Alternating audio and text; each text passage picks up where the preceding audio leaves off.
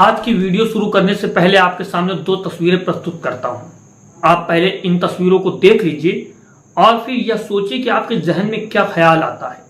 ये तस्वीरें के देखने के बाद आप सबसे पहले क्या सोचते हैं, कमेंट बॉक्स में कमेंट करके बताइए, ये बहुत महत्वपूर्ण है। अब हम इन तस्वीरों की डिटेल से बात करते हैं। एक तस्वीर आपने देखी राम रहीम की, दूसरी तस्वीर आपने देखी उमर खालिद की। अब इन दोनों तस्वीरों में क्या अंतर है?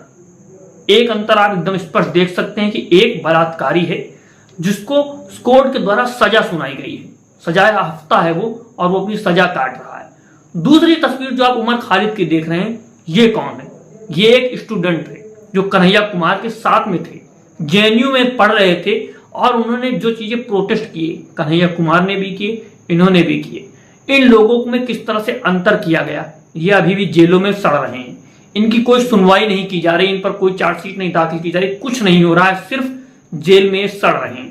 इनको जेल से बाहर नहीं आने दिया जा रहा है, इनको बेल तक नहीं मिल रही है। और यहां तक कि यह भी देखा गया कि सुप्रीम कोर्ट से इन्होंने अपनी अर्जी को ही खारिज कर लिया कि उनको बेल दी जाए, क्योंकि उनको यह महसूस होने लगा है इस मुल्क में कि उनको बेल नहीं मिल सकती, उनको सुप्रीम कोर्ट भी बेल नहीं दे सकता।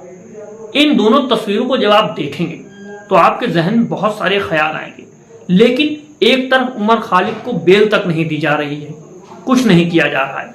दूसरी तरफ क्या हो रहा है राम रहीम के साथ, जो बलात्कारी प्रूफ हो चुका है, सजा सुनाई जा चुकी है, उनको कितने पैरोल दिए जाते हैं ये आप देखिए। इस आंकड़े को समझिए कि कितनी ज्यादा सरकार मेहरबान है।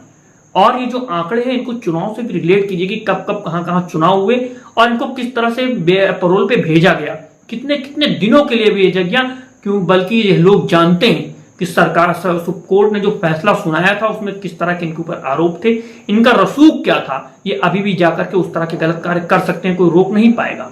अब इनकी जो पैरोल हुई है उसकी डिटेल को आप देखिए और समझिए कि क्या मानसिकता है सरकार की, क्या मानसिकता है प्रशासन की, और अगर आप एक मजहब से हैं, एक समुदाय से हैं, तो आपके साथ किस तरह का बर्ताव होगा यह भी आप देख सकते हैं। यह शर्मनाक है कि 21 दिन पैरोल मिल गई है फिर से अब बाबा राम रहीम को। शुरुआत इसकी कहां से होती है? अक्टूबर 2020 में 1 दिन की पैरोल मिलती है, मई 2021 में फिर 1 दिन की पैरोल मिलती है, फरवरी 2022 में 21 दिन के लिए जेल से बाहर जाते हैं, फिर जून 2022 में 30 दिन की पैरोल मिलती है, अक्टूबर 2022 में 40 दिन की पैरोल मिलती है, जनवरी 2023 में फिर 40 दिन की पैरोल मिलती है, जुलाई 2023 में फिर 30 दिन की पैरोल मिलती है, नवंबर 2023 में 21 दिन की पैरोल मिलती है, जनवरी 2024 को 50 दिन की पैरोल मिलती है। अब फिर अगस्त 2024 में इनको 21 दिन की पैरोल मिल गई है। दोस्तों यही देश की सच्चाई है। एक बार बलात्कार के और हत्या के दोषी जो बाबा राम रहीम, इनको फिर से 21 बार की पैरोल मिल गई। लेकिन दूसरी तरफ आप देख रहे हैं जो व्यक्ति पढ़ा लिखा है, जो व्यक्ति सरकार से सवाल कर रहा था, जो व्यक्ति सरकार की आंखों में आंखें डाल करके कह रहा था कि हम आपके सामने झुकेंगे नहीं, उसको बेल तक नहीं मिल रही है। अभी उस पर कोई कार्यवाही नहीं हो पाई है, कुछ नहीं हुआ है, कोई प्रूफ नहीं है कि इन्होंने किस तरह के कार्य किए, कहां पर ये इन्वॉल्व है। फिर भी सिर्फ संदेह, शक की बुनियाद पर उनको जेल में रखा गया है। उनके पिता का भी आपने बयान सुना है, कई बार मीडिया में आकर के उन्होंने अपने दुख को जाहिर किया है, और उनके साथ जो महिला मित्र थी उन्होंने भी अपनी बातों को रखा है कि किस तरह से उनको सताया जा रहा है, किस तरह से उनको टारगेट किया गया उमर खालिद को। और उनको अब पैरोल, जब सजा होगी तो पैरोल तो मिलना बहुत दूर है, उनको बेल तक नहीं मिल रही है। इस तरह से अगर हमारा प्रशासन बढ़ जाएगा, अगर धर्म के आधार पर वो देखने लगेगा चीजों को, तो हमारा मुल्क कहां खड़ा होगा और किस तरह से तरक्की करेगा।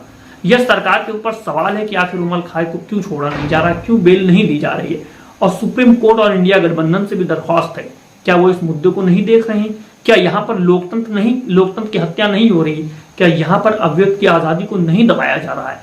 क्या सब लोग खामोश हो जाएंगे अगर वो व्यक्ति किसी एक समुदाय से है? तो दोस्तों अगर आप चाहते हैं कि इस तरह के मुद्दों पर, जो मीडिया में मुद्दे नहीं उठाए जा रहे हैं, इन पर हम बात करें, तो वीडियो को ज्यादा से ज्यादा शेयर कीजिए, क्योंकि आपके शेयर हमें ताकत देता है सच्चाई और सच बातों तक आपको पहुंचाने की। आप देख रहे हैं दो बोल न्यूज, मैं आमिर खान आजाद। जय हिंद, जय भारत।